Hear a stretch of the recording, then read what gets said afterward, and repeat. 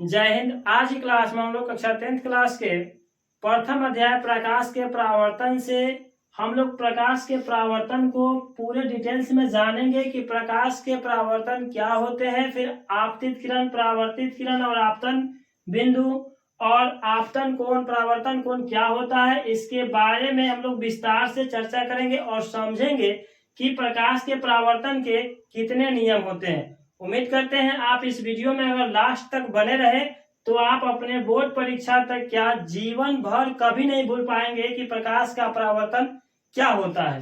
तो चलिए हम लोग स्टार्ट करते हैं और समझते हैं प्रकाश का परावर्तन किसे कहते हैं। सर्वप्रथम जानेंगे हम लोग प्रकाश के बारे में हमने आपको एक वीडियो पार्ट 1 में डाले हुए हैं। उस वीडियो का लिंक मैं इस वीडियो के डिस्क्रिप्शन में दे दिया हूं।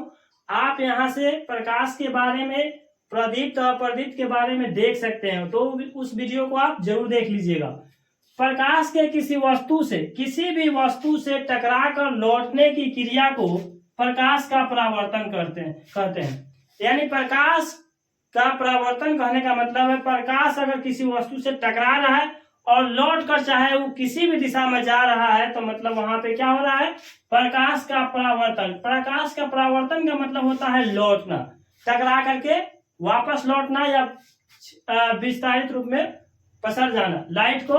यानी प्रकाश का परावर्तन कहने का मतलब है कि प्रकाश के किसी वस्तु से टकराकर लौटने की क्रिया को प्रकाश का परावर्तन कहते हैं। कितना सिंपल परिभाषा है, आप इसे एक बार में ही समझकर याद कर सकते हैं।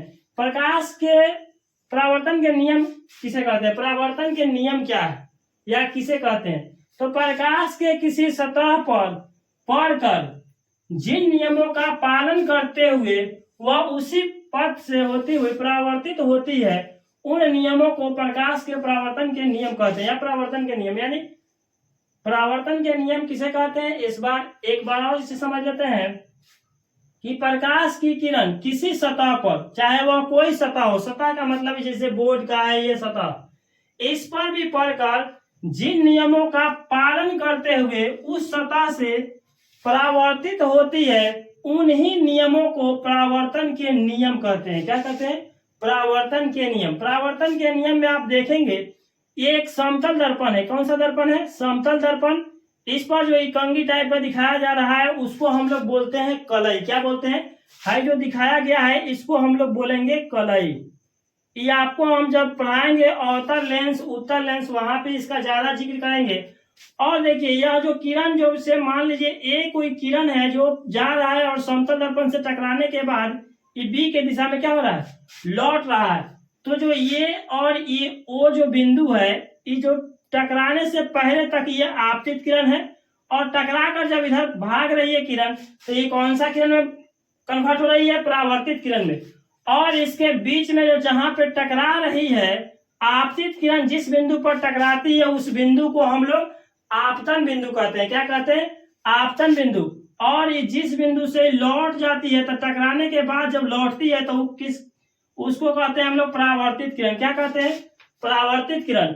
और इस पर एक जो है O और N अविलंब डालते हैं। क्या कहते हैं, अविलंब डालते हैं। और अविलंब डालने के बाद जो आपतित किरण के साइड रहता है उसको आपतन कोण I मानते हैं और जो परावर्तित किरण के साइड होता है उसे हम लोग परावर्तन कोण R मानते हैं। ठीक है। और ये कोण, आपतन कोण और परावर्तन कोण दोनों बराबर है। अगर इधर 45 का कोण बनेगा तो इधर भी कितना का बनेगा, 45 का ही बनेगा। अब हम लोग समझते हैं कि आपतित किरण किसे कहते हैं।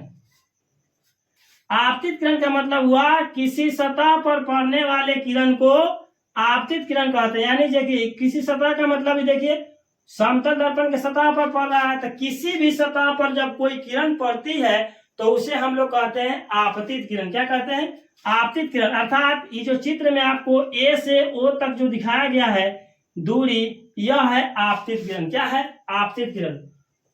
दूसरा समझ लेते हैं आपतन बिंदु किसे कहते हैं। आपतन बिंदु यहाँ पे देख रहे हैं जिसको हम लोग ओ से निर्देशित किए हैं। तो जिस बिंदु पर आपतित किरण सतह पर टकराती है, जिस बिंदु पर आपतित किरण सतह पर टकराती है उसे हम लोग कहते हैं आपतन बिंदु। अर्थात ये O क्या है, आपतन बिंदु है और इसका संकेत क्या है, O है। समझ गए। तीसरा समझते हैं हम लोग परावर्तित किरण किसे कहते हैं। तो जिस माध्यम में क्या हो सकता है, हवा हो सकता है।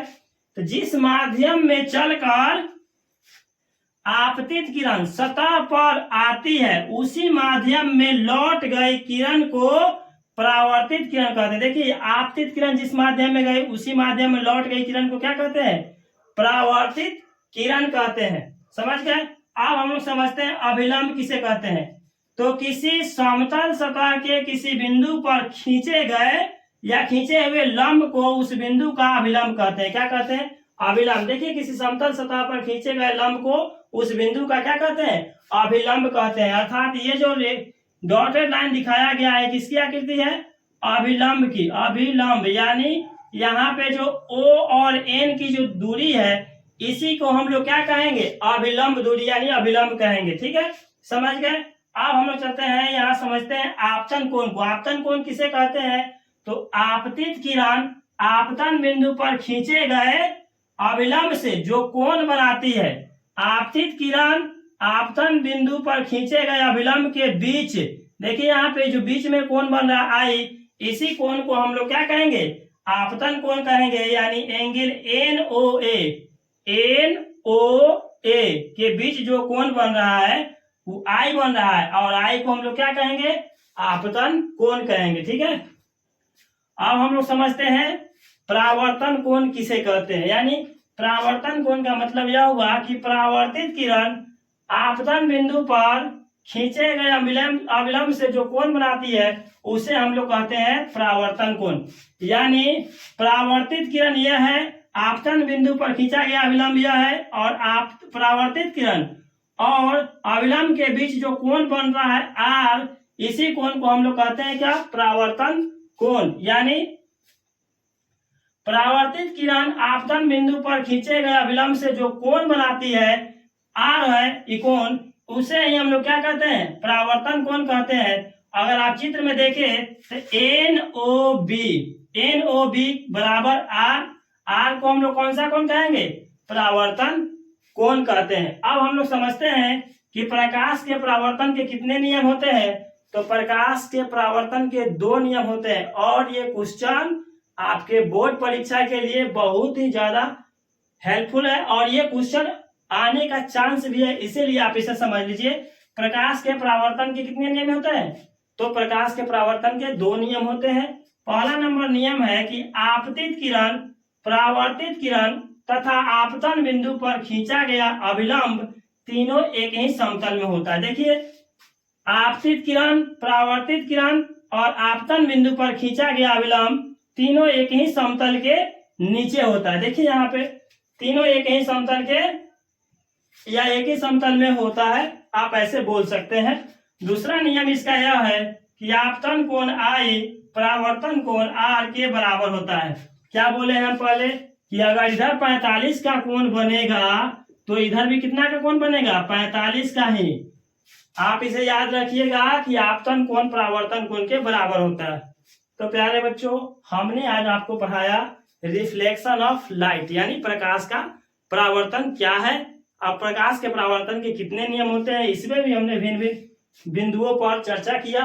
तो प्यारे बच्चों, अगर आप अपने संपूर्ण विषयों की तैयारी ऐसे ही करना चाहते हैं, तो इसके लिए आप मेरे एप्लीकेशन MG+ एकेडमी को डाउनलोड कीजिए। वहां पे आप सभी के लिए एक बहुत ही बेहतरीन सा कोर्स मंजिल बैच 2026 के नाम से लॉन्च किया गया है, जिसमें आप इनरोल करके यानी एडमिशन लेकर के आप अपने संपूर्ण विषयों की तैयारी ऐसे ही समझकर बेहतरीन तरीके से कर सकते हैं, और अपने सपनों को पूरा कर सकते हैं। जो सपना आपने सोचा है 450+ अंक लाने का, इससे आप इस प्लेटफॉर्म के माध्यम से सफलतापूर्वक कर सकते हैं।